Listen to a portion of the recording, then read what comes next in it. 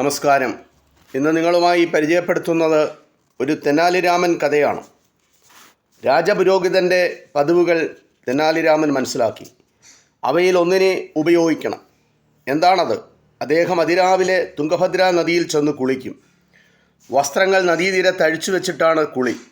താൻ ചെയ്യാൻ പോകുന്ന കുസൃതിയെക്കുറിച്ച് ആലോചിച്ചപ്പോഴോ രാമന് പോലും ചിരി വന്നു. ഒരു ദിവസം രാവിലെ അതുണ്ടായി. രാജപുരോഹിതൻ കുളി കഴിഞ്ഞ് കരയ്ക്ക് കയറി. അവിടെ അഴിച്ചു വെച്ചിരുന്ന വസ്ത്രങ്ങൾ കാണാനില്ല. തെല്ലു ദൂരെ ഒരാളെ കാണുകയും ചെയ്തു. ആ ആൾ മറ്റാരുമല്ല, തെനാലി രാമൻ തന്നെ. വസ്ത്രമില്ലാതെ രാജപുരോഹിതൻ ലജ്ജിച്ചുപോയി. രാമ, എൻ്റെ വസ്ത്രങ്ങൾ ഒളിച്ചു വെച്ചു ഇല്ലേ? അവ എടുത്തുകൊണ്ട് തരൂ, അദ്ദേഹം നീരസത്തോടും ദേഷ്യത്തോടും കൂടി പറഞ്ഞു. ദേഷ്യവും മറ്റും വേണ്ട കേട്ടോ. അന്നങ്ങ് എന്നെ പറഞ്ഞു പറ്റിച്ചു. എന്നെ അറിഞ്ഞുകൂടെന്നു പറഞ്ഞു. പോരെങ്കിൽ അടിച്ചു പുറത്താക്കുകയും ചെയ്തു. ഇപ്പോൾ എന്നെ പേര് പറഞ്ഞു വിളിക്കുന്നു. അതെങ്ങനെ? രാമൻ അത്ഭുതം നടിച്ചു ചോദിച്ചു. ദയവേത് വസ്ത്രങ്ങൾ തരൂ, രാജപുരോഹിതൻ മര്യാദയോടുകൂടി തെനാലി രാമനോട് അപേക്ഷിച്ചു.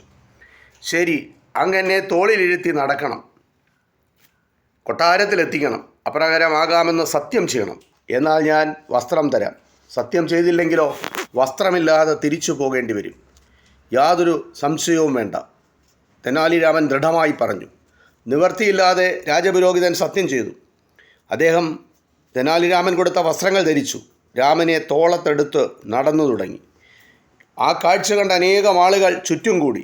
ഇങ്ങനെയൊന്നും മുമ്പ് കണ്ടിട്ടില്ല, ഇനിയൊട്ട് കാണാൻ ഒക്കുകയുമില്ല. അങ്ങനെ വിചിത്രമായ ആ ഘോഷയാത്ര രാജകൊട്ടാരത്തെ സമീപിച്ചു. മട്ടുപ്പാവിൽ നിൽക്കുകയായിരുന്നു കൃഷ്ണദേവരായർ. പുരോഹിതൻ രാമനെ തോളത്തെടുത്ത് നടക്കുന്നു. ചുറ്റിനും വമ്പിച്ച ഒരു പുരുഷാരവും. രാമൻ ഗമയിൽ അങ്ങനെ ഇരിക്കുന്നുണ്ട്. ഭാരമേന്തുന്ന പുരോഹിതൻ ആടിയും ഉലഞ്ഞും മുന്നോട്ട് നീങ്ങുന്നു. അദ്ദേഹം വിയർക്കുകയും കിതയ്ക്കുകയും ചെയ്യുന്നു. രാമൻ എന്തോ തോന്നിവാസം പ്രവർത്തിക്കുകയാണ്. ഇക്കാര്യം ചക്രവർത്തിക്ക് മനസ്സിലായി. രാമനോട് അതിരുകടന്ന ദേഷ്യവും തോന്നി. അദ്ദേഹം കുറേ ഭടന്മാരെ വിളിച്ചു വരുത്തി. ക്ഷണത്തിൽ ഗോപുരവാതുക്കലേക്ക് ചെല്ലുവീൻ. ഒരു മനുഷ്യൻ മറ്റൊരു മനുഷ്യൻ്റെ തോളിലിരുന്ന് വരുന്നുണ്ട്. നിങ്ങൾ തോളിലിരിക്കുന്നവനെ താഴത്തിറക്കണം. എന്നിട്ട് അവന് അടിയും ഇടിയും ചവിട്ടും കൊടുക്കണം. ഇവയൊക്കെ ധാരാളം വേണം താനും. മറ്റേയാളെ എൻ്റെ അടുക്കലേക്ക് കൂട്ടിക്കൊണ്ടുവരാൻ മറക്കരുത്. തോളത്തിരിക്കുന്ന രാമൻ ഒന്നു കണ്ടു. മട്ടുപ്പാവിൽ ചക്രവർത്തി ഭടന്മാരോട് ആംഗ്യങ്ങൾ കാണിക്കുന്നു, എന്തൊക്കെയോ ആജ്ഞാപിക്കുന്നുവെന്ന് തീർച്ചയാണ്. ആജ്ഞകൾ എന്താണെന്ന് രാമൻ ശരിക്കും ഊഹിച്ചു. അപ്പോൾ അയാൾ മറ്റൊരു കൗശലം പ്രയോഗിച്ചു. തോളത്തു നിന്ന് നിലത്തുചാടി രാജപുരോഹിതൻ്റെ പാദങ്ങളെ നമസ്കരിച്ചു. എന്നിട്ട് ആ പാദങ്ങൾ കെട്ടിപ്പിടിച്ച് കരഞ്ഞു. ഗുരു, ഞാൻ വമ്പിച്ച തെറ്റ് ചെയ്തു പോയി. എനിക്കതിൽ കഠിനമായ പശ്ചാത്താപമുണ്ട്. അങ്ങ് എനിക്ക് മാപ്പ് തരണം. ഞാനൊരു പരിഹാരം ചെയ്യാൻ ഉദ്ദേശിക്കുന്നു. അങ്ങേ ഞാൻ തോളത്തെടുത്ത് നടക്കാം. ഇത് സമ്മതിച്ചെന്നെ അനുഗ്രഹിക്കണം. അയാൾ ഗദ്ഗദത്തോടെ അഭ്യർത്ഥിച്ചു. താൻ കെണിയിൽപ്പെട്ടിരിക്കുകയാണ്. അക്കാര്യം രാജപുരോഹിതൻ അറിഞ്ഞതേയില്ല. രാമൻ ആവശ്യപ്പെട്ട പരിഹാരത്തിന് രാജപുരോഹിതൻ സമ്മതം നൽകി. അതിനുശേഷം രാമൻ്റെ തോളത്ത് കയറിയിരുന്നു. അദ്ദേഹത്തെ വഹിച്ചുകൊണ്ട് രാമൻ നടന്നു. കൊട്ടാരവാതുക്കൽ എത്തി. ഭടന്മാർ ചക്രവർത്തിയുടെ ആജ്ഞ അക്ഷരം പ്രതി പാലിച്ചു. അവർ തോളത്തിരുന്ന മനുഷ്യനെ താഴത്തിറക്കി. എന്നിട്ട് അടിയും ഇടിയും ചവിട്ടും തുടങ്ങി. രാജപുരോഹിതൻ കിടന്ന് നിലവിളിച്ചു. അവർ നിലവിളികൾ കേട്ടില്ലെന്ന് ഭാവിച്ചു. പിന്നെയും പിന്നെയും അടിച്ചു, ഇടിച്ചു, ചവിട്ടി. അതിനുശേഷം തോളിൽ എടുത്തു നടന്നയാളെ രാജസമക്ഷത്തിൽ ഹാജരാക്കി. ചക്രവർത്തി വല്ലാതെയായി. രാമനെ ശിക്ഷിക്കുക, പുരോഹിതനെ ഇങ്ങോട്ട് കൊണ്ടുവരിക, അതായിരുന്നു രാജാവിൻ്റെ ആജ്ഞ. നേരെ വിപരീതമാണ് നിങ്ങൾ ചെയ്തിരിക്കുന്നത്, വിഡ്ഢികൾ. അദ്ദേഹം ഭടന്മാരോട് ദേഷ്യപ്പെട്ടു.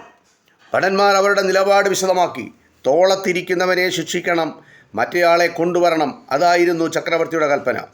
അല്ലാതെ രാജപുരോഹിതനെന്നോ തെനാലി രാമനെന്നോ എടുത്തു പറഞ്ഞില്ല. തങ്ങൾ കണ്ടത് രാജപുരോഹിതൻ തോളത്തിരിക്കുന്നതാണ്, രാമൻ രാജപുരോഹിതനെ എടുത്തു നടക്കുന്നതും. പിന്നെങ്ങനെ ഞങ്ങൾ അപരാധികളാകും? ശരിയാണെന്ന് ചക്രവർത്തിക്ക് ബോധ്യമായി. താൻ രാമൻ്റെ കൗശലത്തിന് മുമ്പിൽ നിസ്സഹായനായി. രാമനോട് അതിയായ കോപവുമുണ്ടായി. അദ്ദേഹം ഭടന്മാരുടെ നേർക്ക് തിരിഞ്ഞു. നിങ്ങൾ രാമനെ കൊണ്ടുപോയി വെട്ടിക്കൊല്ലുവിൻ. സേനാനായകനെ രക്തം കാണിച്ച് ബോധ്യപ്പെടുത്തുകയും വേണം, അദ്ദേഹം കൽപ്പിച്ചു. രാമൻ്റെ ജീവൻ അപകടത്തിലായി. ഭടന്മാർ അയാളെ പിടിച്ചു വലിച്ചു കൊണ്ടുപോയി. വാസ്തവത്തിൽ പലരും രാജപുരോഹിതനെ വെറുത്തിരുന്നു. അക്കൂട്ടത്തിൽപ്പെട്ടിരുന്നു രാമനെ കൊണ്ടുപോയ ഭടന്മാരും. അവർ സ്വാർത്ഥമതിയാണ്, ദുരാഗ്രഹിയാണ്, ഏഷണിക്കാരനാണ് രാജപുരോഹിതൻ. രാമൻ പണി പറ്റിച്ചത് എത്ര നന്നായി, ഈ വരം അവർ പുറത്തു പറഞ്ഞില്ല എന്നേ ഉള്ളൂ. അങ്ങനെ സ്വാർത്ഥമതിയായ, ദുരാഗ്രഹിയായ, ഏഷണിക്കാരനായ രാജപുരോഹിതനെ രാമൻ ശിക്ഷിച്ചതിൽ ഈ ഭടന്മാർക്ക് വലിയ സന്തോഷമുണ്ട്. രാമൻ അവരോട് സംസാരിച്ചു. നിങ്ങൾ ദയവ് ചെയ്ത് എന്നെ കൊല്ലാതിരിക്കണം. ഞാൻ ഓരോരുത്തർക്കും 10 സ്വർണ്ണ നാണയം തരാം. അതും വാങ്ങിയിട്ട് എന്നെ വിട്ടയക്കണം. ആരും അറിയരുതെന്നു മാത്രം. ഞാൻ ഈ രാജ്യത്ത് നിന്ന് പൊയ്ക്കൊള്ളാം. നിങ്ങൾ ഒരു മൃഗത്തെ കൊന്ന് ചോര കാണിക്കണം. സേനാനായകൻ വിശ്വസിച്ചുകൊള്ളും. 10 സ്വർണ്ണ നാണയങ്ങൾ എത്ര വമ്പിച്ച തുകയായിരുന്നു ഭടന്മാർക്ക്. അവർ രാമൻ്റെ പ്രലോഭനത്തിന് വഴങ്ങി. എന്നിട്ട് രാമനെ മോചിപ്പിച്ചു. സേനാനായകനെ പറഞ്ഞു വിശ്വസിപ്പിക്കുകയും ചെയ്തു. രാജ്യം വിട്ടു പോകാമെന്ന് രാമൻ ഏറ്റതാണ്. ഏൽക്കുന്നതെല്ലാം ചെയ്യണമെന്ന് നിർബന്ധമില്ല. അയാൾ നേരെ ചെന്നത് സ്വന്തം വീട്ടിലേക്കാണ്. ആരുമറിയാതെ അവിടെ ഒളിച്ചിരിക്കുകയും ചെയ്തു. ഇത് തെനാലി രാമനുമായി ബന്ധപ്പെട്ട ഒരു കഥയാണ്. ഇത് ഇത്രമാത്രം. നന്ദി, നമസ്കാരം.